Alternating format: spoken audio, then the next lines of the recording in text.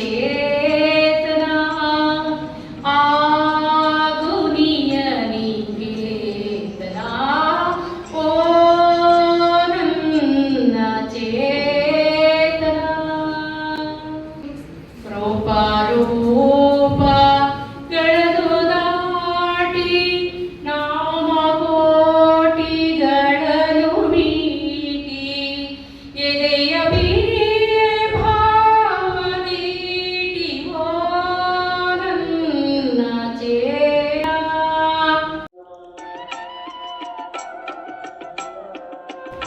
ಅಪ್ಪ ಅಮ್ಮನ ಒತ್ತಾಯಕ್ಕೆ ಬರ್ತಾ ಇದ್ದೀರೋ ಅಥವಾ ಹುಡುಗ ಸಿಗಲ್ಲ ಅಂತಾನೋ ಇಲ್ಲಾಂದ್ರೆ ನಿಮ್ಗೆ ಕೆಲಸ ಸಿಗಲ್ಲ ಅಂತ ಬರ್ತಾ ಇದ್ರೆ ಯಾವ ಕಾಲೇಜಿಗೆ ಬರ್ತಾ ಇದ್ದೀರಾ ಹೇಳಿ. ನೀವು ಹೇಳಿದ್ರೆ ನಾನು ನೆಕ್ಸ್ಟ್ ಮಾತು ಮುಂದುವರಿಸ್ತೀನಿ. ಹೇಳ್ಬಿಟ್ಟ ಹೇಳಪ್ಪ, ನೀನೇ ಹೇಳು. ಯಾಕೆ ಬರ್ತಾ ಇದೀಯಾ? ಓದಕ್ಕೆ. ಯಾಕೆ ಓದ್ಬೇಕು? ಜಾಬ್ ತಗೊಂಡು ಮನೆಯವರಿಗೆ ಅಪ್ಪ ಅಮ್ಮಂಗೆ ಒಳ್ಳೆ ಹೆಸರು ತರಬೇಕು. ಒಳ್ಳೆ ಹೆಸರು. ಯಾವ ಮೀಡಿಯಂ ಅಲ್ಲಿ ಓದ್ತಾ ಇದೆಯಾ? ಕನ್ನಡ. ಎಲ್ಲ ಇಲ್ಲಿ ಕನ್ನಡ ಇಂಗ್ಲಿಷ್ ಎರಡು ಮೀಡಿಯಂ ಇದೆಯಾ ಸರ್? ಲ್ಯಾಂಗ್ವೇಜ್ ಇದೆ. ಎಲ್ಲ ಕನ್ನಡ ಮೀಡಿಯಮ್ಮ? ಎಲ್ಲ ನನ್ನ ಫ್ಯಾಮಿಲಿ ಕ್ಲಾಸ್. ನಾನು ಆಗಲೇ ಹೇಳಿದಾಗೆ ಪ್ರಥಮವಾಗಿ ಒಪ್ಕೊಂಡಿರೋದು ಈ ಕಾರ್ಯಕ್ರಮಕ್ಕೆ ಬರಲಿಕ್ಕೆ ನೀವೆಲ್ಲ ಗ್ರಾಮೀಣ ಪ್ರದೇಶದಿಂದ ಬಂದಿರ್ತೀರಿ. ನಂತರನೇ ಅದು ಪಾಸ್ಟ್ ಟೆನ್ಸ್, ಈಗ ಫ್ಯೂಚರ್ ಟೆನ್ಸ್ ಅಲ್ಲಿ ಇದೀರಾ. ನಿಮ್ಮ ಜೊತೆ ನನ್ನ ವಿಚಾರಗಳನ್ನ ಹಂಚ್ಕೋಬೇಕು. ಅದರಲ್ಲೂ ಡಿಗ್ರಿ ಕಾಲೇಜಲ್ಲಿ ಇದ್ದೀರಾ. ನಿಮಗೆ ನಾವು ಎಲ್ಲಾದ್ರೂ 4 ಲೈನ್ ಹೇಳಿದ್ರೆ, ಬೀಜವನ್ನ ಬಿತ್ತಿದ್ರೆ ನೀವು ಅದನ್ನ ಉತ್ತಿ ಬೆಳೀತೀರಾ. ನಿಮ್ಮ ಭವಿಷ್ಯದಲ್ಲಿ ನಿಮಗೆ ಒಂದು ಪ್ರೇರಣೆ ಆಗಬಹುದು. ಯಾಕೆಂದ್ರೆ ಫಸ್ಟ್ ಭಾಷಣ ಇಷ್ಟ ಆಗೋದಕ್ಕಿಂತ ಭಾಷಣ ಮಾಡೋ ವ್ಯಕ್ತಿತ್ವ ಇಷ್ಟ ಆಗ್ಬೇಕು. ಹೌದಾ ಅಲ್ವಾ? ಹೌದಾ ಅಲ್ವಾ? ನಾನು ಇವತ್ತು ನಿಮ್ಮ ಮುಂದೆ ವೇದಿಕೆಯಲ್ಲಿ ಇದ್ದೀನಿ ಅಂತಂದ್ರೆ ಅದಕ್ಕೆ ಕಾರಣ ಸುಧಾ, ತರಂಗ. ಕೇಳಿದ್ದೀರಾ ಹೆಸರು? ಇಲ್ಲ. ಮೊಬೈಲ್ ಹೆಸರು ಕೇಳಿದ್ದೀರಾ? ಮೊಬೈಲ್ ಹೆಸರು ಕೇಳಿದ್ದೀರಾ? ಇನ್ಸ್ಟಾಗ್ರಾಮ್ ಕೇಳಿದ್ದೀರಾ? ಫೇಸ್ಬುಕ್ ಕೇಳಿದ್ದೀರಾ? ಯೂಟ್ಯೂಬ್ ಕೇಳಿದ್ದೀರಾ? ಅಯ್ಯೋ, ನಾನು ಮಾತಾಡಿದ್ದೇವೆ ಎಷ್ಟು ಕೇಳಿಲ್ವಾ? ಹೋಗಿ ಮೊಬೈಲ್ ಯಾರ ಹತ್ರ ಇಲ್ಲ ಕೈ ಎತ್ಬಿಡಿ. ಹೇಳಿ, ಯಾರ ಹತ್ರ ಮೊಬೈಲ್ ಇಲ್ಲ ಕೈ ಎತ್ಬಿಡಿ. ಯಾಕೆಂದ್ರೆ ನಾನು ಯಾವ ಹ್ಯಾಂಡಲ್ ಅಲ್ಲಿ ಮಾತಾಡ್ಬೇಕು ಅನ್ನೋದು ನಾನು ಮೈಂಡ್ ಫಿಕ್ಸ್ ಮಾಡ್ಕೋತೀನಿ. ಯಾರ ಹತ್ರ ಮೊಬೈಲ್ ಇಲ್ಲ ಕೈ ಎತ್ತಿ. ಇಲ್ವಾ? ಹಾಕಿ ಅವ್ರ ಚಪ್ಪಾಳೆ. ಎದ್ದೇಳಲ್ಲ? ಯಾಕೆ ಮೊಬೈಲ್ ಇಲ್ಲ? ಮನೇಲಿ ಇಟ್ಟು ಬಂದಿದ್ದೀರಾ ಅಥವಾ ಜೇಬಲ್ಲಿ ಇದೆಯೋ? ಈ ಕೈಯಲ್ಲಿ ಇಲ್ವೋ? ಅಪ್ಪ ಅಮ್ಮ ಕೊಡಿಸ್ಲಿಲ್ವೋ? ನಿಮಗೆ ಬೇಡ ಇದೆಯೋ?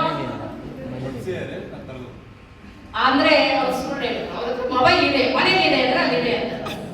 ಅಪ್ಪ ಅಮ್ಮನ ಕರ್ಕೊಂಡ್ ಬಂದಿದ್ದೀವಿ ಅಂದ್ರೆ ಏನ್ ಹೇಳ್ತೀರಾ? ಸುಮ್ಮನೆ ಕೂರ್ತೀರಿ ತಾನೆ. ಅಪ್ಪ ಅಮ್ಮನ ಕರ್ಕೊಂಡ್ ಬರಲ್ಲ. ಅಪ್ಪ ಅಮ್ಮ ಹೇಳಿ, ಬಸ್ಸಿಗೆ ಅಪ್ಪ ಪಿಕಪ್ ಮಾಡ್ತಾರೆ, ಅಮ್ಮ ತಿಂಡಿ ಮಾಡ್ಕೊಟ್ಟಿರ್ತಾರೆ. ಆದ್ರೂ ನಿಮ್ಮ ಹತ್ರ ಮೊಬೈಲ್ ಇದೆ. ನಾನು 7-8 ವರ್ಷದ ಹಿಂದೆ ಒಂದು ಮನೆಗೆ ಹೋಗಿದ್ದೆ. ಆಕೆ ಹೆಸರು ಪೂರ್ಣಿಮಾ ಅಂತ. ನನ್ನ ಹತ್ರ ಸರಾಗವಾಗಿ ಮಾತಾಡ್ತಾ ಇದ್ದಾಳೆ. ಅವಳು ಡಿಗ್ರಿ ಓದ್ತಾ ಇದ್ದಾಳೆ. ಅದಕ್ಕಾಗಿ ಹೇಳ್ತಾ ಇದ್ದೀನಿ, ಡಿಗ್ರಿ ಓದ್ತಾ ಇದ್ದ ಅವಾಗ ಸರಾಗವಾಗಿ ಮಾತಾಡ್ತಾ ಇದ್ದಾಳೆ. ಆಂಟಿ ಹಾಗೆ, ಆಂಟಿ ಹೀಗೆ, ಏನು ಡ್ಯೂಟಿ ಏನ್ ನಡೀತಾ ಇದೆ, ಎಲ್ಲ ವಿಷಯ ಮಾತ್ರ. Family friend. ಈಗ A to Z ಅಂತೀವಲ್ಲ, ಎಲ್ಲ ನಮ್ಮ ವಿಷಯ ಗೊತ್ತಿರೋ ಅಂತವ್ರು ಫ್ಯಾಮಿಲಿ ಫ್ರೆಂಡ್ ಮಾತಾಡ್ತಾ ಇದ್ದಾಳೆ. ಲೆಫ್ಟ್ ಹ್ಯಾಂಡ್ ಅಲ್ಲೇ ಟೈಪ್ ಮಾಡ್ತಿದ್ದಾಳೆ ಮೊಬೈಲ್ ಅಲ್ಲಿ. ಆ ಕಡೆ ಇನ್ನೊಂದು ಮೆಸೇಜ್ ಬರುತ್ತೆ, ಮತ್ತೆ ಲೆಫ್ಟ್ ಹ್ಯಾಂಡ್ ಅಲ್ಲೇ ಮತ್ತೆ ನನ್ನನ್ನೇ ನೋಡ್ತಾ ಇದ್ದಾಳೆ. ಅವಳು ಈ ಕಡೆನೆ ನೋಡ್ತಿದ್ದಾಳೆ. ಹಾ ಆಂಟಿ, ಹಾ ಹಾ ಹೋ ಹೋ ಎಲ್ಲ ಕರೆಕ್ಟಾಗಿ ಕನ್ವರ್ಸೇಷನ್ ನಡೀತಾ ಇದೆ, ಸಂಭಾಷಣೆ ನಡೀತಾ ಇದೆ. ಲೆಫ್ಟ್ ಹ್ಯಾಂಡ್ ಅಲ್ಲಿ ಟೈಪ್ ಮಾಡ್ತಾ ಇದ್ದಾಳೆ. ಆಕ್ಚುಲಿ ಅವಳು ಲೆಫ್ಟ್ ಹ್ಯಾಂಡ್ ಅಲ್ಲ, ಅಶ್ವಿನಿ ಪಂಡಿತ್. ಇದು ಲೆಫ್ಟ್ ಹ್ಯಾಂಡ್ ಅಲ್ಲಿ ಬರೆಯೋರಲ್ಲ ಜಾಂಡ್ರ್ ಅಂತೆ. ಬಟ್ ಆಕೆನ ಜಾಂಡ್ರ್ ಇರ್ಬೋದೇನೋ ಅವ್ರ ತರ, ಗೊತ್ತಿಲ್ಲ. ಆದ್ರೆ ಹೇಳ್ತೀನಿ ಕೇಳಿ, ನಾನು ಯಾಕೆ ಹೇಳ್ತಾ ಇದ್ದೀನಿ ಅಂದ್ರೆ, ಆಕೆ ಪೂರ್ಣಿಮಾ ನನ್ನ ಹತ್ರ ಮಾತಾಡ್ತಾ ಇದ್ದಾಳೆ. ಕರೆಕ್ಟಾಗಿ ಮಾತಾಡ್ತಾ ಇದ್ದಾಳೆ, ಡೀಪ್ ಆಗಿ ಮಾತಾಡ್ತಾ ಇದ್ದೀವಿ. ಲೆಫ್ಟ್ ಹ್ಯಾಂಡ್ ಅಲ್ಲಿ ಮೊಬೈಲ್ ಎಷ್ಟು ಸೈಜ್ ಇರುತ್ತಪ್ಪ? ಇದೇ ಸೈಜ್ ತಾನೆ. ದೊಡ್ಡ ಟೈಪ್ ರೈಟಿಂಗ್ ಮಿಷಿನ್ ಅಲ್ಲ ಅದು, ಕಂಪ್ಯೂಟರ್ ಕೀಬೋರ್ಡ್ ಅಲ್ಲ. ಲೆಫ್ಟ್ ಹ್ಯಾಂಡ್ ಅಲ್ಲೇ ಮಾತಾಡ್ತಾಳೆ. ಮೆಸೇಜ್ ಹೋಗುತ್ತೆ, ಅಲ್ಲಿಂದ ರಿಪ್ಲೈ ಕೊಡ್ತಾಳೆ. ಜಸ್ಟ್ ನೋಡ್ತಾಳೆ, ಮತ್ತೆ ಹಿಂಗ್ ಮಾತಾಡ್ತಾಳೆ, ಅಲ್ಲಿ ರಿಪ್ಲೈ ಕೊಡ್ತಾಳೆ. ಏನ್ ಸ್ಪೀಡ್ ರೀ! ಆ ಸ್ಪೀಡ್ ಅಲ್ಲ ನಿಮ್ ಡಿಗ್ರಿ ಕಾಲೇಜಿಗೆ ಅನ್ವಯಿಸ್ಕೊಂಡ್ಬಿಟ್ರೆ ಎಲ್ಲ ಪೇಪರ್ ಅಲ್ಲಿ ಹೆಡ್ಲೈನ್ ಅಲ್ಲಿ ಬರ್ತಿರೋದ್ರಿ. ಯೋಚನೆ ಮಾಡಿ, ನಮ್ಮ ವಿದ್ಯಾರ್ಥಿ ಜೀವನದಲ್ಲಿ ಯಾವುದಕ್ಕೆ ನಾವು ಹೆಚ್ಚು ಸಮಯವನ್ನ ಕೊಡಬೇಕು ಅಂದ್ರೆ ಓದಿಗಿಂತಲೂ ಅಪ್ಪ ಅಮ್ಮನಿಗಿಂತಲೂ ನಮ್ಮ ನಿದ್ರೆಗಿಂತಲೂ ಮೊಬೈಲ್ಗೆ ಹೆಚ್ಚು ಸಮಯ ಕೊಡ್ತಾ ಇದ್ದೀವಿ. ಫಸ್ಟ್ ನಾವು ಮಾಡ್ಕೊಡ್ತಾ ಇರೋದು ನಮಗೆ ಮೋಸ, ಆತ್ಮವಂಚನೆ, ನಮ್ಮ ಫ್ಯೂಚರ್ ಹಾಳು ಮಾಡ್ಕೊತಾ ಇದ್ದೀವಿ. ಒಂದು ನಿಮಿಷ ಕಣ್ಮುಚ್ಕೊಂಡು ನನ್ನ ಸ್ಪೀಚ್ ಕೇಳಿ ದಯವಿಟ್ಟು. ಎಲ್ಲರೂ ಕಣ್ಮುಚ್ಕೊಳ್ಳಿ, ಎಲ್ಲರೂ ಕಣ್ಮುಚ್ಕೊಂಡು ಸ್ಪೀಚ್ ಕೇಳಿ. ಕಣ್ಣು ಬಿಟ್ರಿ ಅಂದ್ರೆ ನಿಮಗೆ ನೀವು ಮೋಸ ಮಾಡ್ಕೊಂಡಾಗೆ. ಕಣ್ಮುಚ್ಕೊಂಡು ಕೇಳಿ. ಕಣ್ಣು ಮುಚ್ಕೊಂಡ್ರೆ ಹೊರಗಿನ ಎಲ್ಲಾ ಚಿತ್ರಾವಳಿಗಳಿಂದ ದೂರ ಬಂದು ನಾವು ಹೇಳುವುದು ಪುಸ್ತಕದ ಮಾತುಗಳು ನಿಮ್ಮ ಮಸ್ತಕಕ್ಕೆ ಇಳಿಯುತ್ತೆ ಅಂತ ಹೇಳ್ತಾ ಇದ್ದೀನಿ. ನೋಡಿ, ನೀವು ಮೊಬೈಲಿಗೆ ವಿದ್ಯಾಭ್ಯಾಸ ನೋಟ್ಸು ಅದು ಇದು ಕಳಿಸ್ತಾರೆ, ಅದನ್ನ ಬಿಟ್ಟು ಬೇರೆ ಯಾವುದೇ ಉದ್ದೇಶಕ್ಕೋಸ್ಕರ ನೀವು ಮೊಬೈಲ್ ಅನ್ನ ಬಳಸಿದ್ರೆ ನಿಮಗೆ ನೀವು ಮಾಡ್ಕೊಳ್ಳೋ ಮೋಸ ಫಸ್ಟ್. ಸೆಕೆಂಡ್, ಅದು ನಿಮ್ಮ ಅಪ್ಪ ಅಮ್ಮನಿಗೆ ನೀವು ಮಾಡ್ತಾ ಇರೋ ಮೋಸ, ಸಮಾಜಕ್ಕೆ ಮಾಡ್ತಾ ಇರುವ ಮೋಸ, ನಿಮ್ಮ ಉಜ್ವಲ ಭವಿಷ್ಯ ಅಡಿಮೇಲಾಗಲಿಕ್ಕೆ ಮಾಡ್ಕೊಳ್ಳುವಂತ ರಹದಾರಿಯದು. ಅದೇ ನಿಮ್ಮ ಮೊಬೈಲಿಗೆ ಕೊಡುವಂತಹ ಸಮಯವನ್ನ, ಇನ್ಸ್ಟಾಗ್ರಾಮಿಗೆ ಫೇಸ್ಬುಕ್ಕಿಗೆ ಕೊಡುವಂತ ಸಮಯವನ್ನ ನೀವು ನಿಮ್ಮ ಭವಿಷ್ಯದ ಬಗ್ಗೆ, ಶಾಲೆ ತರಗತಿಗಳ ಬಗ್ಗೆ, ಒಳ್ಳೆಯ ಕನ್ವರ್ಜೇಷನ್ಗಳ ಬಗ್ಗೆ, ಸಂವಹನದ ಬಗ್ಗೆ, ಒಳ್ಳೆ ಫ್ರೆಂಡ್ಸಿಗೆ ಫೋನ್ ಮಾಡೋದ್ರ ಮೂಲಕ ನೀವು ಆ ಸಮಯವನ್ನು ವ್ಯಯಿಸಿದ್ರೆ ಒಳ್ಳೆ ಉಜ್ವಲ ಭವಿಷ್ಯ ಆಗುತ್ತೆ. ಮೊಬೈಲ್ ಇಲ್ಲದ ಕಾಲದಲ್ಲಿ ಅಡಿಗರು ಇರ್ಬೋದು, ಕಾರಂತರು ಇರ್ಬೋದು, ಬೇಂದ್ರೆ ಇರ್ಬೋದು, ಕುವೆಂಪು ಇರ್ಬೋದು, GSS ಇರ್ಬೋದು, ಪುತಿನ ಇರ್ಬೋದು, ಮಹಾನ್ ಮಹಾನ್ ಕವಿಗಳ ಪೊಯಂಗಳನ್ನು ಓದ್ತಾ ಇದ್ರಿ, ಕಥನವನ್ನ ಓದ್ತಾ ಕಣ್ ಬಿಡಬೇಡಿ. ಕಣ್ ಮುಚ್ಕೊಂಡು ಕೇಳಿ, ಹೌದಾ ಅಂತ. ಕಣ್ಣು ಬಿಟ್ಕೊಂಡು ಕೇಳಿದ್ದೆಲ್ಲ ಪರರಿಗೆ, ಕಣ್ಣು ಮುಚ್ಕೊಂಡು ಕೇಳಿದ್ದು ಮಾತ್ರ ನಿಮಗೆ ಹಿಡಿಯುತ್ತೆ. ಹಾಗಾಗಿ ಎಲ್ಲ ಮಹಾನ್ ಮಹಾನ್ ಕವಿಗಳು, ಮಹಾನ್ ವ್ಯಕ್ತಿಗಳು ಮೊಬೈಲ್ ಇಂದ ಯಾರು ದೊಡ್ಡ ವ್ಯಕ್ತಿಗಳಾಗಿಲ್ಲ. ಪಠ್ಯಕ್ರಮದಲ್ಲಿ ನೀವು ಯಾರು ಓದ್ತಿರಲ್ಲ, ನಾನು ಆಗ್ಲೇ ಹೇಳಿದ ಮಹಾನ್ ಮಹಾನ್ ಕವಿಗಳೆಲ್ಲ ಮೊಬೈಲ್ ಇಲ್ಲದ ಕಾಲದಲ್ಲಿ ಅವರು ಬರವಣಿಗೆಯಲ್ಲಿ ತೊಡಗಿಸ್ಕೊತಾ ಇದ್ರು. ನಿಮ್ಮೂರಲ್ಲಿ ಗುಡ್ಡ ಬೆಟ್ಟ, ನಾನು 1,000ಕ್ಕಿಂತ ಹೆಚ್ಚಿಗೆ ಕವನವನ್ನ ಬರೆದಿದ್ದೀನಿ. ನಾನು ಆಗ್ಲೇ ಹೇಳಿದಾಗೆ ತುಷಾರ, ಮಯೂರ, ಕಸ್ತೂರಿ, ತರಂಗ, ವಿಜಯ ಚಿತ್ರ, ರೂಪತಾರ, ಪ್ರಜಾಮತ, ಕರ್ಮವೀರ, ವಾರಪತ್ರಿಕೆ, ವನಿತ, ತುಷಾರ, ರಾಗಸಂಗಮ ಇಂತಹ ಪತ್ರಿಕೆಗಳನ್ನ ಇದ್ದಂತರ ಶ್ರೀಮಂತರ ಮನೆಗೆ ಹೋಗಿ ಅವರು ತರಿಸ್ತಾ ಇದ್ರು. ಅವರಿಂದ ನಾನು ಎರವಲು ತಗೊಂಡು ಹೋಗ್ತಾ ಇದ್ದೆ. ಆಗ ಇಂಥ ಲೈಬ್ರರಿಗಳು ಇರಲಿಲ್ಲ. ಇವತ್ತು ನಿಮ್ಮ ಮುಂದೆ ನಾನು ಭಾಷಣಕ್ಕೆ ಬಂದಿದ್ದೀನಿ ಅಂದ್ರೆ ನನಗೇನು ಹೇಳಿದ ಈ ಪತ್ರಿಕೆಗಳು ಕಾರಣ. ಪ್ರಜಾವಾಣಿ, ಉದಯವಾಣಿಯಿಂದ ಹಿಡಿದು, ಆಗ ವಿಜಯ ಕರ್ನಾಟಕ, ವಿಜಯವಾಣಿ ಇರಲಿಲ್ಲ, ಪ್ರಜಾವಾಣಿ, ಕನ್ನಡಪ್ರಭ, ಉದಯವಾಣಿ, ಸಂಯುಕ್ತ ಕರ್ನಾಟಕ ಇಂಥ ಪತ್ರಿಕೆಗಳನ್ನ ಓದಿದ್ರಿಂದ ನಾನು ಇವತ್ತು ನಿಮ್ಮ ಮುಂದೆ ಭಾಷಣಕಾರನಾಗಿ ಬಂದಿದ್ದೀನಿ. ಕಣ್ಬಿಡಿ, ಕಣ್ಬಿಡಿ. ಯಾಕೆ ಅಂದ್ರೆ ನಾನಾಗಲೇ ಹೇಳಿದೆ, ಕಣ್ಣು ಮುಚ್ಚೋದ್ರಿಂದ ಹೊರಗಿನ ಪ್ರಪಂಚ ಯಾವುದು ಚಿತ್ರಣಗಳಿಗೋ ಕಣ್ಣಿಗೆ ಬರೋದಿಲ್ಲ. ಏನ್ ಹೇಳ್ತೀವೋ ಅದು ಸೀದಾ ನೇರವಾಗಿ ಬ್ರೈನಿಗೆ ಹೋಗುತ್ತೆ. ಅದಕ್ಕೋಸ್ಕರ ದಯವಿಟ್ಟು ನೀವು ಮೊಬೈಲ್ ಇಂದ ಹೊರಗಿರಿ. ಅವಶ್ಯಕತೆ ಇದ್ದಾಗ ಮೊಬೈಲ್ ಅನ್ನ ಬಳಸಿ. ನೀವು ಒಬ್ಬ ಉನ್ನತ ವ್ಯಕ್ತಿ ಆಗಬೇಕು ಅಂತ ಕನಸು. ಅಬ್ದುಲ್ ಕಲಾಂ ಹೇಳಿದ ಹಾಗೆ ಉನ್ನತ ವ್ಯಕ್ತಿ ನಾವು ಆಗಬೇಕು ಅಂತ ನಮ್ಮ ತಲೆಯಲ್ಲಿ ಯೋಚನೆ ಇದ್ರೆ, ಉನ್ನತ ಕನಸುಗಳನ್ನ, ದೊಡ್ಡ ದೊಡ್ಡ ಕನಸುಗಳನ್ನ ಕಂಡ್ರೆ ಮಾತ್ರ ದೊಡ್ಡ ದೊಡ್ಡ ವ್ಯಕ್ತಿಗಳು ಆಗ್ಲಿಕ್ಕೆ ಸಾಧ್ಯ. ಹಾಗೆ ಹೆಚ್ಚು ಸಮಯವನ್ನ ನಾವು ಮೊಬೈಲ್ ಇಂದ ಆಚೆ ಇದ್ರೆ ಮಾತ್ರ. ನಾನು ಈ ಟೈಮಲ್ಲಿ ನೆಲ್ಲಿಕಾಯಿ ತಿಂತ, ಪೇರಳೆ ತಿಂತ, ಎಂತದ್ದು ಬರ್ತಿತ್ತಲ್ಲ, ಗೋಣಿಕಾಯಿ ತಿಂತ, ಯಾವುದೋ ಗುಡ್ಡ ಬೆಟ್ಟ ಕಲ್ಲು ಬಂಡೆ ಮೇಲೆ ಓದ್ತಾ ಇದ್ದೆ. ಕುವೆಂಪು ಅವ್ರು ನೆನೆಸ್ಕೋತಾ ಇದ್ದು, ತುಂಬಾ ಬಡತನದಲ್ಲಿ ಬಂದಿರೋ ಕುಟುಂಬ. 10 ಜನ ಮಕ್ಕಳು, ತಂದೆ ತಾಯಿಗೆ 3 ಹೊತ್ತು ಊಟ ಇಲ್ಲ, 1 ಹೊತ್ತು 2 ಹೊತ್ತು ಊಟ ಮಾಡಿಕೊಂಡು ನಾನು ವಿದ್ಯಾಭ್ಯಾಸ ಮಾಡಿ ತಯಾರಾಗಿದ್ದೆ. 10 ಮಕ್ಕಳು, ಅದ್ರಲ್ಲಿ ನಾನು 9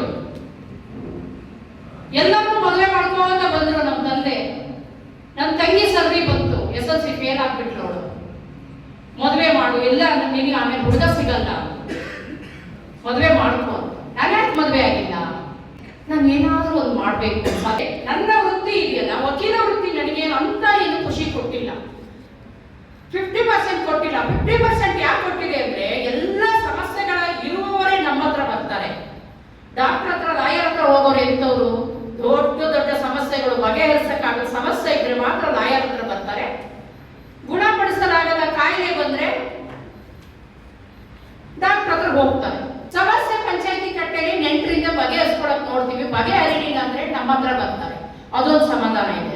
ಬಡವರಿಗೆ ನಾನು ಸಹಾಯ ಮಾಡುವ ವೃತ್ತಿಯನ್ನ ಮಾಡ್ತಾ ಇದ್ದೀನಿ.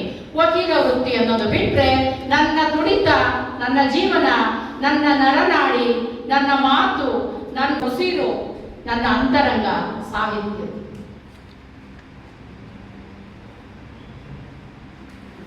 ಯಾಕೆ ಅಂತೀರಾ? ನಾನು ಹಳ್ಳಿಯಿಂದ ಬಂದವಳು ನಿಮ್ಮ ತರ. ಇವತ್ತಿನಿಂದ ಶುರು ಮಾಡಿ ಪ್ರಜಾವಾಣಿ ಪೇಪರ್ ಅನ್ನ ಕೊಂಡು ಓದ್ಲಿಕ್ಕೆ ಕೊಂಡ್ಕೊಂಡ್ಬರ್ಲಿಕ್ಕೆ ನಮ್ಮ ತಂದೆ ಹತ್ರ ದುಡ್ಡು ಇರ್ಲಿಲ್ಲ. ಕೊತ್ತಂಬರಿ ಬೀಜನೋ ಬೆಲ್ಲನ ಕಟ್ಕೊಂಡ್ಬರೋರು ಪ್ರಜಾವಾಣಿ ಪೇಪರ್ ಅಲ್ಲಿ ಕಟ್ಕೊಡ್ತಿದ್ರು ನಮ್ಮ ನೆಟ್ಟೂರ್ ಅಂಗಡಿಯಲ್ಲಿ. ಅಮ್ಮ ಕೊತ್ತಂಬರಿ ಬೀಜ ಎಲ್ಲ ತಕೊಂಡ್ಮೇಲೆ, ಬೆಲ್ಲ ಎಲ್ಲ ತಕೊಂಡ್ಮೇಲೆ ಅರ್ಧ ಹೋಗಿರ್ತಿತ್ತು, ಅದನ್ನ ಬಿಚ್ಚಿ ಓದ್ತಾ ಇದ್ದೆ.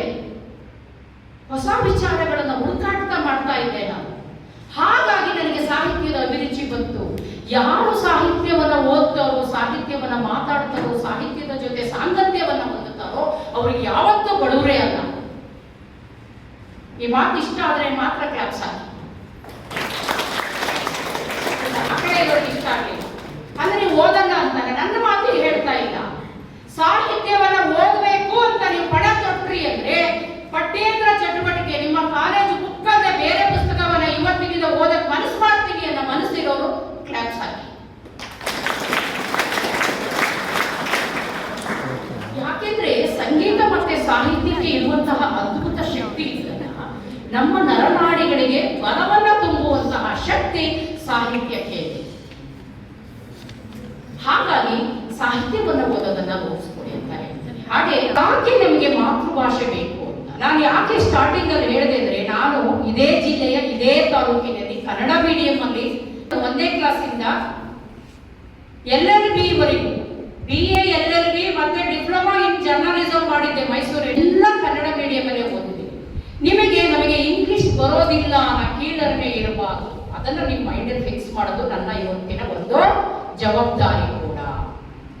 ಯಾಕೆಂದ್ರೆ ಕನ್ನಡ ಮೀಡಿಯಂ ಅಲ್ಲೇ ಓದಿ, ಅವರವರ ಮಾತೃಭಾಷೆಯಲ್ಲೇ ಓದಿ, ಅಬ್ದುಲ್ ಕಲಾಂ ಇರ್ಬೋದು, ಮಹಾತ್ಮ ಗಾಂಧಿ ಇರ್ಬೋದು, ರವೀಂದ್ರನಾಥ ಟ್ಯಾಗೋರ್ ಇರ್ಬೋದು, ಜನಗಣಮನ ಅಧಿನಾಯಕ ಜಯ ಹೇ, ನಮ್ಮ ಭಾಷೆ ನಾನು ಹೇಳಿ ಇಡೀ ದೇಶನೇ ಅವರ ಭಾಷೆಯನ್ನ, ಅವರ ಭಾಷೆಯಲ್ಲಿ, ಅವರ ಮಾತೃಭಾಷೆಯಲ್ಲಿ ಬರೆದಂತಹ ಒಂದು ರಾಷ್ಟ್ರಗೀತೆಯನ್ನು ಹಾಡುತ್ತೇವೆ. ಭಾಷೆಗೆ ಗಟ್ಟಿತನ ಇದೆ. ಹಾಗಾಗಿ ನಿಮ್ಮಲ್ಲಿ ನನಗೆ ಇಂಗ್ಲಿಷ್ ಬರೋದಿಲ್ಲ ಅನ್ನೋ ಕೀಳರಿಮೆ ಬೇಡ. ಗ್ರಾಮರ್ ಪುಸ್ತಕಗಳನ್ನ ಓದಿ. ನಿಮಗೆ ವ್ಯಾಕರಣವನ್ನ ತಲೆಯಲ್ಲಿ ಬಂತು ಅಂದ್ರೆ ಕನ್ನಡದಷ್ಟೇ ಸುಲಲಿತವಾಗಿ ಎಲ್ಲ ಭಾಷೆಗಳನ್ನು ಓದಬಹುದು. ನೀವು ಮೊಬೈಲ್ ಅಲ್ಲಿ ನೋಡುವಾಗ ಏನನ್ನಾದ್ರೂ ನೋಡ್ತೀರಲ್ಲ, ಮತ್ತೆ ಮನೆಯ ಕುಟುಂಬದ ಹಿರಿಯ ಸದಸ್ಯರನ್ನ ಬಿಟ್ಟು ನೀವೇ ಆಗಿ ಏನಾದ್ರು ಟಿವಿ ಹಾಕೊಂಡು ಕೂತ್ರೆ ಬೇರೆ ಭಾಷೆಯನ್ನ ನೋಡಿ. ನಾನು ಆ ಲೇಖಕಿ ಧಾರಾವಾಹಿಗಳನ್ನು ನೋಡ್ತಾ ಇದ್ರಂತೆ. ಹೇಗೆ ಸಾಧ್ಯ ಅಂದ್ರೆ ಧಾರಾವಾಹಿಗಳನ್ನ ಎಲ್ಲಾ ಭಾಷೆಯ ಧಾರಾವಾಹಿಗಳನ್ನ ಆಕೆ ನೋಡ್ತಾ ಇದ್ರಂತೆ ಟಿವಿಯಲ್ಲಿ. ಹಾಗಾಗಿ ಎಲ್ಲಾ ಭಾಷೆಗಳನ್ನ ತಿಳ್ಕೊಂಡು ಆ ಎಲ್ಲಾ ಭಾಷೆಗಳನ್ನು ಆಕೆ ಕಾದಂಬರಿಗಳನ್ನ ಬರೆದಿದ್ದಾರೆ. ನಿಮಗೆ ಸಾಧ್ಯ ತಾನೆ? ನಿಮ್ಮ ಭಾಷೆಯ ಬಗ್ಗೆ ನಿಮಗೆ ಕೀಳರಿಮೆ ಇರಬಾರದು ಅನ್ನೋದಕ್ಕೋಸ್ಕರ ಈ ಮಾತನ್ನ ಹೇಳ್ತಾ ಇದ್ದೀನಿ. ಯಾವ ಭಾಷೆ ಆಗಲಿ, ಯಾವುದೇನು ಓದಿರ್ತೀರಾ, ಕೆಲಸಕ್ಕೆ ಸೇರುವಾಗ ಬಂದು ಇಂಟರ್ವ್ಯೂಗೆ ಹೋಗ್ತೀರಾ, ಅಲ್ಲಿ ಹೋದಾಗ ನಮ್ಮ ಭಾಷೆಯಲ್ಲೇ ಅವರು ಕ್ವಶನ್ ಅನ್ನ ಕೇಳೋದಿಲ್ಲ. ಅದಕ್ಕಾಗಿ ನೀವು ಗ್ರಾಮರ್ ಕ್ಲಾಸ್ಗಳಿಗೆ ಹೋಗಿ. ಗ್ರಾಮರಿಗೆ ಸಂಬಂಧಪಟ್ಟ ಇಂಗ್ಲಿಷ್ ಬೇಕು, ಬದುಕಲು ಇಂಗ್ಲಿಷ್ ಬೇಕು, ಮಾತನಾಡಲು ಕನ್ನಡ ಬೇಕು. ನಾನು ಹೇಳ್ತೀನಿ ಒಂದು ಹಾಡು, ತೊಟ್ಟಿಲು ಕೂಗುವ ಹಾಡು. ಮಗುವನ್ನ ಮಲಗಿಸ್ತಾಳೆ ತಾಯಿ, ಅದನ್ನ ಇಂಗ್ಲಿಷ್ ತರ್ಜಮೆ ಮಾಡಕ್ ನೋಡೋಣ. ನವರತ್ನ ಕೆತ್ತಿದ ತೊಟ್ಟಿಲ ಕಟ್ಟಿ ಮರುಗಾವಲ್ಲಿಗೆ ಜಾಜಿ ಹೂಗಳ ಚೆಲ್ಲಿ 4 ವೇದಗಳೆಂಬ ಸರಪಣಿಯ ಕಟ್ಟಿ ಪಂಚವೀಣೆಗಳೆಂಬ ಜ್ಯೋತಿಗಳ ಬೆಳಗಿ ಜೋ ಜೋ ಯಾದವಾನಂದನ ಜೋ. ಅದನ್ನ ಇಂಗ್ಲಿಷ್ ಅಲ್ಲಿ ಹೇಳ್ತೀನಿ. ಇದೇ 2 ಲೈನ್ ಅನ್ನ ಯಾವ್ದು ಹಾಡು ಇಂಗ್ಲಿಷ್ ಅಲ್ಲಿ ಹೇಳಿದ್ರೆ ಮಗು ಮಲಗುತ್ತೋ, ಕನ್ನಡದಲ್ಲಿ ಹೇಳುತ್ತೋ ನಾವು ಯೋಚನೆ ಮಾಡಿ. ಕನ್ನಡದ ಬಗ್ಗೆ ಕೀಳರಿಮೆ ಬೇಡ. ನಾವು ಕನ್ನಡದಲ್ಲೇ ಓದ್ತೀವಿ, ಕನ್ನಡ ಮಾಧ್ಯಮದವರು ಹಳ್ಳಿ ಮಕ್ಕಳು ಅಂತ ಕೀಳರಿಮೆ ಬೇಡ ಅನ್ನೋದಕ್ಕೆ ಮನವರಿಕೆ ಮಾಡ್ಲಿಕ್ಕೆ ಹೇಳ್ತಾ ಇದ್ದೀನಿ. ನೋಡಿ ನೋಡಿ, ನವರತ್ನ ಕೆತ್ತಿದ ತೊಟ್ಟಿಲ ಕಟ್ಟಿ ಮೊರುಗ ಮಲ್ಲಿಗೆ ಜಾಜಿ ಹೂಗಳ ಚೆಲ್ಲಿ ಆ ತೊಟ್ಲ ಮೇಲೆ 4 ವೇದಗಳೆಂಬ ಸರಪಣಿಯ ಕಟ್ಟಿನ ಹಗ್ಗಬೇಕಲ್ವ ತೊಟ್ಲು ಕಟ್ಟಕ್ಕೆ? ಬೇಕಾ ಬೇಡವಾ? ಅಲ್ವಾ? ಈ ರೀತಿ ಹಾಡು ಹೇಳಿದ್ರೆ ಮಗು ಮಲಗುತ್ತೋ. ಅದೇ ಇಂಗ್ಲಿಷ್ ಅಲ್ಲೇ ಬರ್ಕೊಂಡ್ ಬಂದಿದ್ದೀನಿ ಇದೇ ಹಾಡನ್ನ. Build a cradle carved with the 9 precious gems, decorate it with fragrant jasmine and mogra flowers, tie it with chains symboling the 4 Vedas. ಹೀಗೆ ಹೇಳಿದ್ರೆ ಇದೇ ಹಾಡನ್ನ ಮಗು ಮಲಗುತ್ತೋ ಅಥವಾ ನಾನು ಆಗ ಹೇಳಿದ್ದನ್ನ ಹಾಗೆ ಮಲಗುತ್ತೋ? ಅಲ್ವಾ? ನಮ್ಮ ಭಾಷೆ ಎಷ್ಟು ಹೆಮ್ಮೆ ಅಲ್ವಾ? ನಮ್ಮ ಹೃದಯದ ಭಾಷೆ ಅಲ್ವಾ? ಹೃದಯದ ಮಾತು ಅಲ್ವಾ ಅದು? ಹಾಗಾಗಿ ಭಾಷೆಗೆ ಅದರದೇ ಆದಂತಹ ಅಂತರಾಳದ ಒಂದು ಹೃದಯ ಇದೆ. ನಮ್ಮ ಭಾವನೆಗಳನ್ನ ಹೇಳಿಕೆ ಮಾತೃಭಾಷೆಯೇ ಸರಿ. ನೋಡಿ, ಹಾಗೆ oh my consciousness become a homeless one, transcend all forms and go beyond millions of names. ಯಾವ ಹಾಡು ಹೇಳ್ತೀರಾ? ಇಂಗ್ಲಿಷಿನ ಹಾಡಿದು ಹೇಳ್ತೀರಾ? Oh my consciousness become a homeless one. Jnanpith ಪ್ರಶಸ್ತಿ ಪುರಸ್ಕೃತ ದೊಡ್ಡ ಕವಿ ಬರೆದಿರೋ ಹಾಡಿದು ಯಾವ್ದಿದು? ಯಾವ್ದು ಹೇಳಿ? ಇದು ಇಂಗ್ಲಿಷಲ್ಲಿ ಹೇಳಿದ ಲೈನ್ ಇದು. ಓ ನನ್ನ ಚೇತನ ಆಗುನಿಯ ನಿಕೇತನ, ಓ ನನ್ನ ಚೇತನ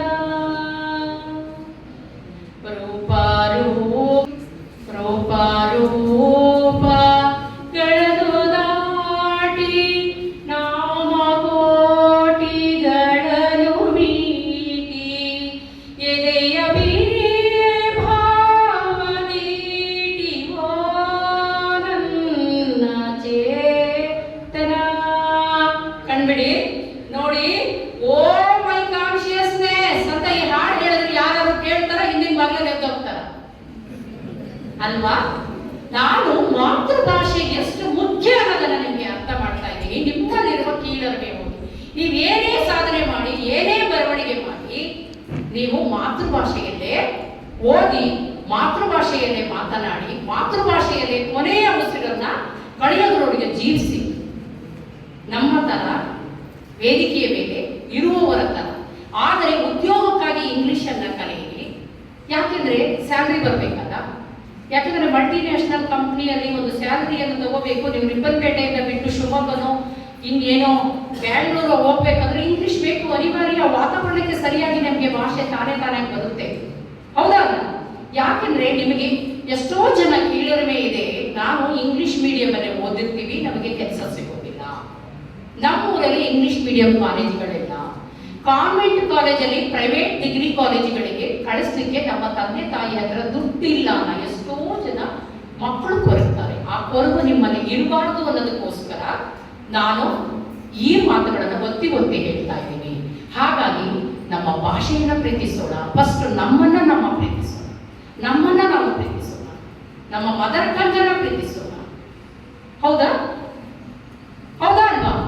ನಮ್ಮನ್ನ ನಾವು ಪ್ರೀತಿಸಬೇಕು, ನಮ್ಮ ಭಾಷೆಯನ್ನ ಪ್ರೀತಿಸಬೇಕು, ನಮ್ಮ ಭೂಮಿಯನ್ನ ನಾವು ಪ್ರೀತಿಸಬೇಕು, ನಮ್ಮ ಮನೆಯನ್ನ ನಾವು ಪ್ರೀತಿಸಬೇಕು, ನಮ್ಮ ತಂದೆ ತಾಯಿಯನ್ನ ಪ್ರೀತಿಸಬೇಕು. ಆ ಪ್ರೀತಿ ಪ್ರೀತಿ ಪ್ರೀತಿ ಹೆಮ್ಮರವಾಗಿ ಆಲದ ಮರ ಆಗಿ ಆ ಆಲದ ಮರದ ಕೆಳಗಡೆ ಮಾತ್ರ ನಮ್ಮ ನೆಮ್ಮದಿಯ ಬದುಕನ್ನ ಕಟ್ಕೊಳ್ಳಿಕ್ಕೆ ಸಾಧ್ಯ ಅಂತ ಹೇಳ್ತಾ ಇಷ್ಟು ವಿಷಯವನ್ನ, ಮಾತೃಭಾಷೆಯ ಮಹತ್ವದ ಬಗ್ಗೆ ನಿಮಗೆ ಮನವರಿಕೆ ಆಗಿದೆ ಅಂತೇಳಿ ನಾನು ಭಾವಿಸ್ತೇನೆ. ನಾನಾಡಿರುವ ಮಾತುಗಳಲ್ಲಿ ನಿಮಗೆ ಅತಿ ಅಂತ ಅನಿಸಿದ್ರೆ ಅದು ನನ್ನ ಪಾಡಿಗೆ ನನಗೆ ಬಿಟ್ಟು ಸ್ವೀಕಾರ ಮಾಡ್ಕೊಂಡು ಹೋಗ್ತೀನಿ. ರಕ್ಷಿತಾ ಅವರು ಇದೇ ಹಳ್ಳಿಯಲ್ಲಿ ಓದಿ ಇಲ್ಲೇ PUCಯನ್ನು ಓದಿ ಆಗಿದ್ದಾರೆ. ಅವರು ಒಂದು 4-5 ದಿನ ಆಯಿತು ಅವ್ರದ್ದು ಜಡ್ಜ್ ಆಗಿದ್ದಾರೆ ಅಂತ ಅನೌನ್ಸ್ ಆಗಿ. ಅದೇ ಪಕ್ಕದ PU ಕಾಲೇಜಲ್ಲಿ ಓದಿ, ಇದೇ ಊರಿನ ಹೈಸ್ಕೂಲ್ ಗೌರ್ಮೆಂಟ್ ಸ್ಕೂಲಲ್ಲೇ ಓದಿ, ಕನ್ನಡ ಮೀಡಿಯಂ ಅಲ್ಲೇ ಓದಿ, ಇದೇ ಡಿಗ್ರಿ ಕಾಲೇಜಲ್ಲೇ ಓದಿ, ಮತ್ತೆ ಕನ್ನಡ ಮೀಡಿಯಂ ಅಲ್ಲೇ ಅವರು ಶಿವಮೊಗ್ಗದಲ್ಲಿ ನ್ಯಾಷನಲ್ ಲಾ ಕಾಲೇಜಲ್ಲಿ ಕನ್ನಡ ಮೀಡಿಯಂ ಅಲ್ಲೇ LLB ಅನ್ನು ಓದಿ ಇವತ್ತು 4-5 ದಿನದಿಂದ ಜಡ್ಜ್ ಆಗಿ ಅವರು ಆಯ್ಕೆ ಆಗಿದ್ದಾರೆ, ಅನೌನ್ಸ್ ಆಗಿದೆ. ನಿಮ್ಮಲ್ಲಿ ಎಷ್ಟು ಜನ ಗಾಂಧೀಜಿ ಇದ್ದೀರೋ, ಅಂಬೇಡ್ಕರ್ ಇದ್ದೀರೋ, ನ್ಯಾಯಾಧೀಶರಿದ್ದೀರೋ, ವಕೀಲರಿದ್ದೀರೋ, ಡಾಕ್ಟರ್ ಇದ್ದೀರೋ, ಇಲ್ಲ ಒಳ್ಳೆಯ ತಾಯಿ ಇದ್ದೀರೋ, ಒಳ್ಳೆಯ ತಂದೆ ಇದ್ದೀರೋ, ಅದು ಒಳ್ಳೆ ಹುದ್ದೆ ಅಲ್ವಾ? ಒಳ್ಳೆಯ ಜವಾಬ್ದಾರಿಯುತ ತಂದೆ ಅಥವಾ ತಾಯಿ ಇರೋದ್ರಿಂದಲೇ ನಮ್ಮಂತರ ಇವತ್ತು ವೇದಿಕೆ ಕೂತಿದ್ದೀವಿ. ವೇದಿಕೆ ಮೇಲೆ ಕೂತಿದ್ದಾರೆ, ಡಯಸ್ ಮುಂದೆ ನಿಂತಿದ್ದೀವಿ. ಬೇರೆಯವರು ಹೊರಗಿನವರು ಶಾಲೆಗೆ ಹೋಗಕ್ಕೆ 6 ವರ್ಷಕ್ಕೆ 5 ವರ್ಷಕ್ಕೆ ಶಾಲೆ ಕಳಿಸ್ತಾರೆ. ಅದಕ್ಕಿಂತ ಮುಂಚೆ ಮನೆಯ ಮೊದಲ ಪಾಠಶಾಲೆ ತಂದೆ ತಾಯಿಯೇ ಮೊದಲ ಗುರು. ಅವರು ನಮಗೆ ಹಾಕಿಕೊಟ್ಟ ದಾರಿ ಕರೆಕ್ಟ್ ಆಗಿರೋದ್ರಿಂದ ಇವತ್ತು ನಾವು ನಿಮ್ಮ ಮುಂದೆ ನಿಲ್ಲುವ ವ್ಯಕ್ತಿತ್ವ ಬಂದಿದೆ. ನಿಮ್ಮಲ್ಲಿ ಎಷ್ಟು ಜನ ಇಂತಹ ಇದಕ್ಕಿಂತ ದೊಡ್ಡ ದೊಡ್ಡ ಡಯಾಸ್ಗಳಿಗೆ ಹೋಗೋರಿದ್ದೀರೋ ಗೊತ್ತಿಲ್ಲ. ಆದರೆ ನಾನು ಮತ್ತೊಮ್ಮೆ ನಿಮ್ಮ ಕೇಳ್ಕೊಳ್ಳೋದೇನೆಂದ್ರೆ, ನೀವುಗಳು ಶಾಲೆಯಲ್ಲಿ ರ್ಯಾಂಕ್ ಬಂದ್ರೆ ಉಪಯೋಗ ಇಲ್ಲ, ಕೆಲಸ ಸಿಗ್ಲಿಕ್ಕೆ ಮಾತ್ರ. ಆದರೆ ನಿಮ್ಮಲ್ಲಿರುವ ಜಾಣ್ಮೆ, ನಿಮ್ಮಲ್ಲಿರುವ ನೈತಿಕತೆ, ನಿಮ್ಮಲ್ಲಿರುವ ಸಂಸ್ಕೃತಿ, ನಿಮ್ಮಲ್ಲಿರುವ ಸಂಸ್ಕಾರ, ನಿಮ್ಮ ಊರಿನ ಪರಂಪರೆ ಬೇರೆ ಊರಿಗೆ ಪಸರಿಸಬೇಕು ಅಂದ್ರೆ, ಇನ್ನೊಂದು ಊರಿಗೆ, ಇನ್ನೊಂದು ರಾಜ್ಯಕ್ಕೆ, ಇನ್ನೊಂದು ದೇಶಕ್ಕೆ ನಿಮ್ಮ ವ್ಯಕ್ತಿತ್ವ ರಿಫ್ಲೆಕ್ಟ್ ಆಗಬೇಕು ಅಂದ್ರೆ ಪಠ್ಯೇತರ ಚಟುವಟಿಕೆಗಳನ್ನ ಓದಿ, ಬೇರೆ ಬೇರೆ ಪತ್ರಿಕೆಗಳನ್ನ ಓದಿ, ಮ್ಯಾಗಝಿನ್ಗಳನ್ನ ಓದಿ, ದೊಡ್ಡ ದೊಡ್ಡ ಸಾಹಿತಿಗಳ ಪುಸ್ತಕಗಳನ್ನ ಓದಿ. ಅದರಿಂದ ನೀವು ಪ್ರೇರಣೆಯನ್ನ ಹೊಂದುತ್ತೀರಿ. ಶಾಲೆಯ ಪುಸ್ತಕಗಳನ್ನು ಅರ್ಥ ಮಾಡಿಕೊಳ್ಳೋದು ಈಸಿ, ಆದರೆ ಇಂತಹ ಸಾಹಿತ್ಯವನ್ನು ಓದೋದ್ರಿಂದ ನಿಮಗೆ ಅದಕ್ಕಿಂತ ಸುಲಭ ಆಗುತ್ತೆ ಪಠ್ಯದ ಪುಸ್ತಕಗಳು. ಆದರೆ ವಿಶೇಷವಾದ ವ್ಯಕ್ತಿತ್ವ ಮತ್ತೆ ವಿಶೇಷವಾದ ವ್ಯಕ್ತಿಯಾಗಿ ಸಮಾಜದಲ್ಲಿ ಹೊರ ಹೊಮ್ಮಬೇಕು ಅಂತಂದ್ರೆ ಪಠ್ಯೇತರ ಚಟುವಟಿಕೆಗಳು ಬೇಕು. ದಯವಿಟ್ಟು ನಿಮ್ಮ ಲೈಬ್ರರಿಯಿಂದ ಪುಸ್ತಕಗಳನ್ನು ತಗೊಂಡು ಓದಿ, ಪುಸ್ತಕಗಳನ್ನ ಓದಿ. ನಾನು ಬರ್ದಿರೋದು ಗುಡ್ಡದ ಮೇಲೆಲ್ಲ ಕೂತ್ಕೊಂಡು ನೆಲ್ಲಿ ಮರ ಹತ್ಕೊಂಡು ಬರ್ದಿರೋದು, ಬೇರು ಮರ ಹತ್ಕೊಂಡು ಬರ್ದಿರೋದು. ಹಬ್ಬಗಳ ಸರವಾಗಿ ದೀಪಾವಳಿ ಹೊತ್ತಾಗಿ ಎಲ್ಲೆಲ್ಲೂ ದೀಪಗಳು ಸಾಲಾಗಿ, ಅದನ್ನೆಲ್ಲ ಕಂಡಾಗ ಹಾಡುವುದೇ ಚಟವಾಗಿ ವೈಭವದ ಸಿರಿಬೆಳಕ ನೋಡದನು ಅದೇ. ನಾನು 6ನೇ ಕ್ಲಾಸಲ್ಲಿ ಬರ್ದಿರೋದು ದೀಪಾವಳಿ ಹಬ್ಬ. ನಮ್ಮಪ್ಪ ಪೂಜೆ ಮಾಡಿ ನಾನು ಬರ್ದಿರೋ ಕವನ ಇದು. ಇನ್ನೊಂದು ವಿಷಯ ಹೇಳ್ತೀನಿ, ಭದ್ರಾವತಿ ಆಕಾಶವಾಣಿಯಲ್ಲಿ ಸುಮಾರು 20 ವರ್ಷ ಕವನವನ್ನ ಓದಿ ಅದರಿಂದ ಬಂದು ದುಡ್ಡಿನಿಂದ ವಿದ್ಯಾಭ್ಯಾಸ ಮಾಡಿ ಇವತ್ತು ಮುಂದೆ ಭಾಷಣ ಮಾಡ್ತಾ ಇದ್ದೀನಿ. ಪ್ರಜಾವಾಣಿಯಾಗಿ ತುಷಾರ, ಮಯೂರ, ಕರ್ಮವೀರ ಪತ್ರಿಕೆಗಳಲ್ಲಿ ಕವನಗಳನ್ನ, ಲೇಖನಗಳನ್ನು ಬರೀತಾ ಇದ್ದೆ. ಗೌರವಧನ ಅಂತ ಬರ್ತಾ ಇತ್ತು. ಆ ಗೌರವಧನದಿಂದ ಪುಸ್ತಕಗಳನ್ನ ಕೊಂಡು ಓದ್ತಾ ಇದ್ದೆ. ನೀವು ಪಠ್ಯೇತರ ಚಟುವಟಿಕೆಗಳನ್ನ ಓದಿ. ನಿಮ್ಮ ಕಚೇರಿಯಲ್ಲಿ ವಿಶೇಷ ವ್ಯಕ್ತಿ ಅಂತ ಹೇಳಿ ನೀವು ಗುರುತಿಸ್ಕೋಬೇಕಿದ್ರೆ ನಿಮ್ಮ ನಡೆ, ನುಡಿ ಪ್ರತಿಯೊಂದು ನಮ್ಮ ಸಾಹಿತ್ಯ ಅನ್ನೋದು ನಮ್ಮನ್ನ ರಿಫ್ಲೆಕ್ಟ್ ಮಾಡ್ತಾ ಇರುತ್ತೆ ಇಂಡೈರೆಕ್ಟ್ ಆಗಿ. ಹಾಗಾಗಿ ಒಳ್ಳೆಯ ವ್ಯಕ್ತಿಗಳಾಗಿ, ಒಳ್ಳೆಯ ಸಂಸ್ಕಾರವನ್ನ ಕಲಿಯಿರಿ, ಒಳ್ಳೆಯ ಸಂಸ್ಕೃತಿಯನ್ನ ರೂಢಿಸ್ಕೊಳ್ಳಿ. ನಿಮ್ಮೂರಿಗೆ ಒಳ್ಳೆಯ ಪರಂಪರೆಯನ್ನ ತಗೊಂಡು ಬನ್ನಿ. ಫಸ್ಟ್ ತಂದೆ ತಾಯಿಗೆ, ಓದಿದ ಶಾಲೆಗೆ, ಓದಿರುವ ಊರಿಗೆ. ಹಾಗಾಗಿ ನೀವುಗಳು ನಮ್ಮ ಈ ಎಲ್ಲ ಮಾತುಗಳನ್ನ ಚಾಚು ತಪ್ಪದೆ ಕೇಳಿಸ್ಕೊಂಡಿದ್ದೀರಾ ಅಂತೇಳಿ ಭಾವಿಸ್ತಾ, ಈ ಒಂದು ಅವಕಾಶಕ್ಕಾಗಿ ಸಾಹಿತ್ಯ ಪರಿಷತ್ತಿಗೆ ಹಾಗೂ ಪ್ರೀತಿಯ ತಮ್ಮ ಮತ್ತೆ ತಂಗಿಯರಿಗೆ, ವೇದಿಕೆಯ ಮೇಲಿರುವ ಎಲ್ಲ ಗಣ್ಯರಿಗೂ ವಂದಿಸ್ತಾ ನನ್ನ ಮಾತುಗಳನ್ನು ಮುಗಿಸ್ತಾ ಇದ್ದೀನಿ. ಜೈ ಭಾರತ.